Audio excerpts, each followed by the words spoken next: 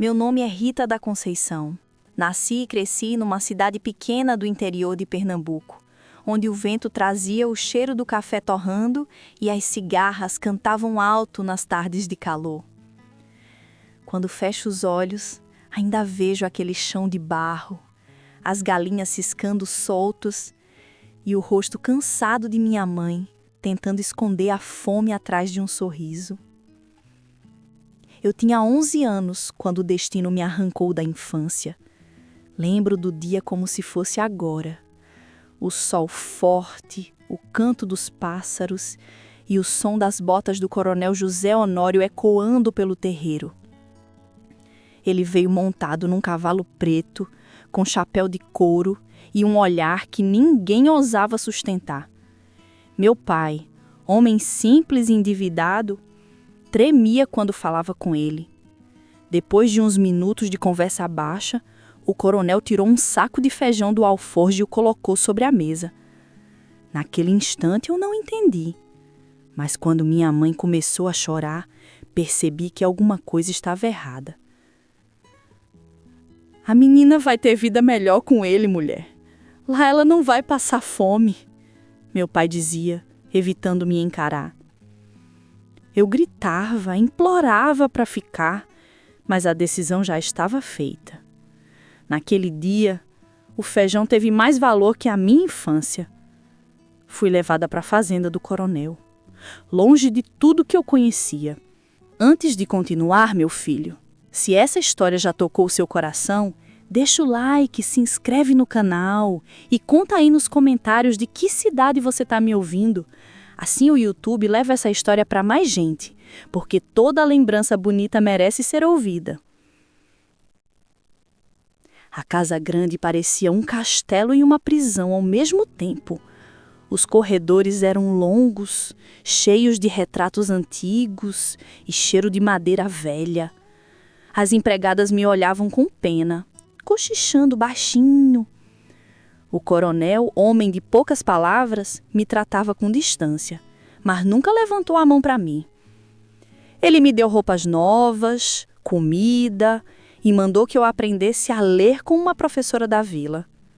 No começo, o medo me consumia, mas com o tempo, aquele homem duro e calado começou a me ensinar o que era respeito, mesmo dentro de um mundo injusto.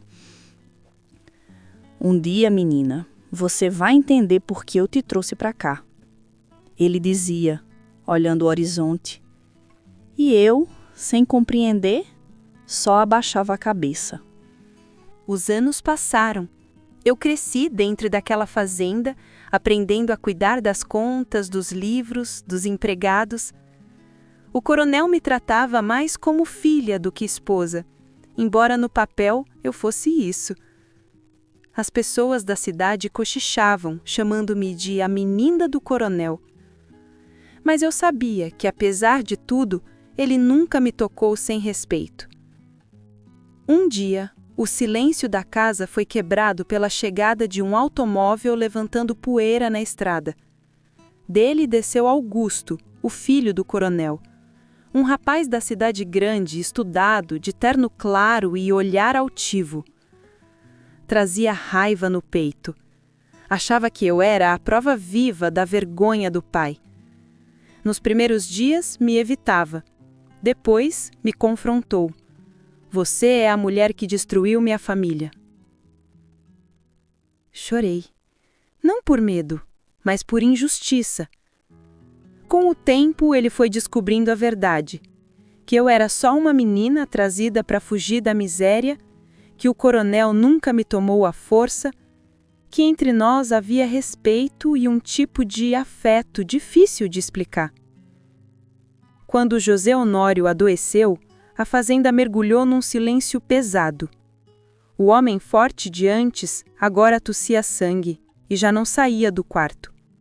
Eu e Augusto nos revezávamos ao lado da cama, cuidando dele. Foi nessa época que pai e filho, depois de anos de distância e mágoas, finalmente se perdoaram. Na última noite, o coronel segurou minha mão com esforço e disse: "Quando fizer 18, Escolha o que quiser ser. Eu só quero que viva, menina. Essas foram as últimas palavras. Na manhã seguinte, ele partiu, com o rosto sereno, como quem enfim encontrou paz. O funeral foi grande. Vieram pessoas de toda a região. Enquanto as mulheres cochichavam sobre o testamento, eu só conseguia olhar o chão, tentando entender que aquele homem, duro, grosso, mais justo, não voltaria mais. Depois que a poeira baixou, a fazenda ficou entregue a mim e Augusto. No começo, trabalhávamos lado a lado, mas o peso das fofocas nos cercava. Diziam que a viúva e o enteado viviam em pecado sobre o mesmo teto. A vergonha me consumia. Foi quando ele me chamou no escritório e, com o mesmo tom prático do pai, disse: "A gente precisa acabar com as línguas. Vamos nos casar." Fiquei sem fala. Casar? Depois de tudo? E o amor? Perguntei, quase num sussurro. Ele respirou fundo. O amor? Talvez venha depois. Demorei dias para responder. Mas no fundo, eu sabia que aquele homem já fazia parte da minha história. Aceitei. O casamento foi simples, na capelinha da cidade. Usei um vestido azul. Zefa, Tonha e as mulheres da fazenda choraram como se fosse casamento de filha. Augusto, nervoso, mal sabia o que dizer. E quando o padre perguntou se ele aceitava, ele respondeu alto, fazendo todos rirem. Aceito, e com gosto. A vida de dois começou sem romance de novela, mas com cumplicidade. Ele me respeitou. Foi paciente, gentil, e aos poucos o carinho virou amor. Um amor calmo, maduro, desses que se constroem dia após dia. Vieram os filhos, José Honório Neto, Cecília e Pedro. A fazenda prosperou. As plantações renderam mais que nunca.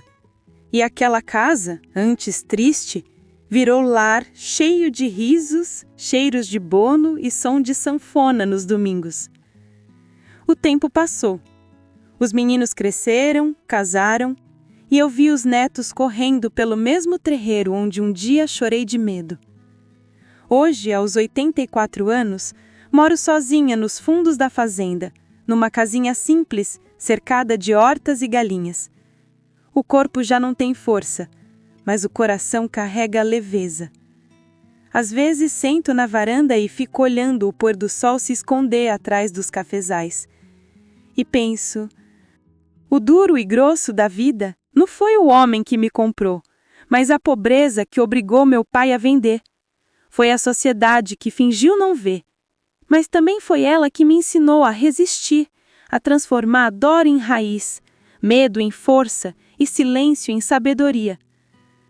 Quando alguém me pergunta se eu amei de verdade, eu sorrio e respondo: amei sim. Amei a terra, amei os filhos, amei a vida. E quando o amor chegou na forma de gente, eu já sabia cuidar dele. O vento sopra, as folhas se movem devagar, e eu sinto como se cada pedacinho dessa fazenda guardasse um pouco de mim. Do medo, da coragem, das perdas e dos recomeços, da menina vendida por um saco de feijão, a mulher que aprendeu o valor do amor e da dignidade. E se você me ouviu até aqui, me conta de onde você está me ouvindo agora. De que cidade, de que canto desse Brasil? Escreve aí nos comentários. Porque toda a história, por mais dura que seja, merece ser contada. E a minha, meu filho, é só mais uma dentre tantas que o sertão ainda guarda no coração.